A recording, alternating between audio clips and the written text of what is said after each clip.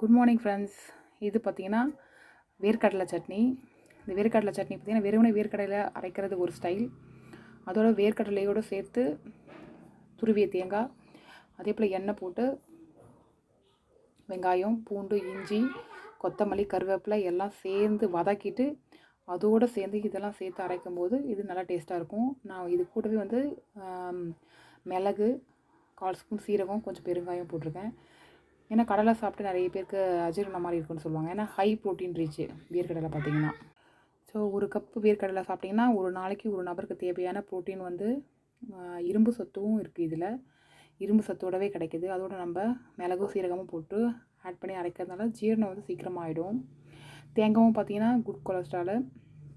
தேங்காய் வந்து வதக்கக்கூடாது. வெறும் வெங்காயம், பூண்டு, இஞ்சி இதெல்லாம் மட்டும்தான் வதக்கணும். கருவேப்பிலை வதக்கிட்டு தேங்காய் வந்து அப்படியே உடச்சி அப்படியே துருவி வச்சுருக்கோம். இதை வதக்கவே கூடாது.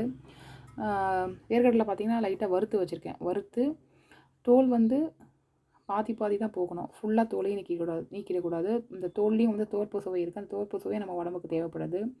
நம்ம அதிகமாக தோற்பு சுவையை எடுத்துக்கிறது இல்லை. ஆனால் நம்ம பயன்படுத்தக்கூடிய அந்த நட்ஸில் வேர்க்கடலை, கொண்டக்கடலை அதனுடைய தோல்லாம் பார்த்திங்கன்னா தோற்பு சுவை இருக்கும். ஆனால் தோலோடு சாப்பிட்றது நல்லது. அதுலேயும் வந்து சத்துக்கள் இருக்குது.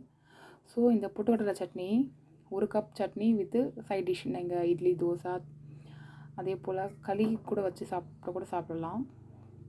விருப்பம் இருக்கிறவங்க கொஞ்சம் லைட்டாக புளியும் சேர்த்துக்கலாம்.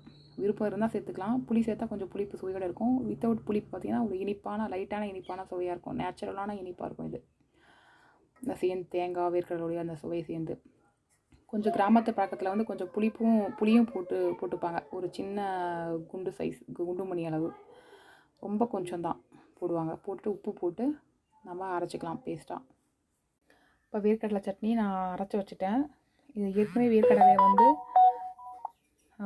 ஆயில் கண்டென்ட் இருக்கும். ஸோ அதனால் இதை தாளிக்கணும்னு அவசியம் இல்லை. அப்படி தாளிப்பு தேவைன்றவங்க கொஞ்சமாக 1 ஸ்பூன் எண்ணெய் விட்டு கடுகு, கடலைப்பருப்பு, உளுத்தம்பருப்பு, சீரகம், கருவேப்பிலை போட்டு தாளித்து போட்டுக்கலாம். நான் இதில் ஏற்கனவே ஆயில் கண்டென்ட் இருக்குன்றதுனால நான் இது தாளிப்பெல்லாம் தனியாக கொடுக்கல. அப்படியே தான் ஃப்ரெஷ்ஷாக நாங்கள் பசியார போகிறோம். இங்கே பார்த்திங்கன்னா நாங்கள் குழி பணியாரம் செய்கிறதுக்கு ஒன்று வந்து கார குழி பணியாரம். இதில் வெங்காயம், கடலைப்பருப்பு, உளுத்தம்பருப்பு, கருவேப்பிலை, கொத்தமல்லி எல்லாம் போட்டு வதக்கி போட்டு வச்சுருக்கேன்.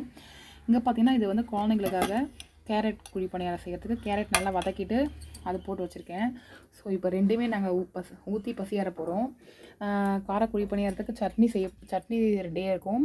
கேரட் குழி பணியாரத்துக்கு பார்த்திங்கன்னா தேங்காய் பால் எல்லாம் வந்து மாட்டுப்பால் வந்து காய்ச்சி அதில் பனங்கற்கண்டு பனவெல்லாம் சேர்த்து பசியாரலாம்.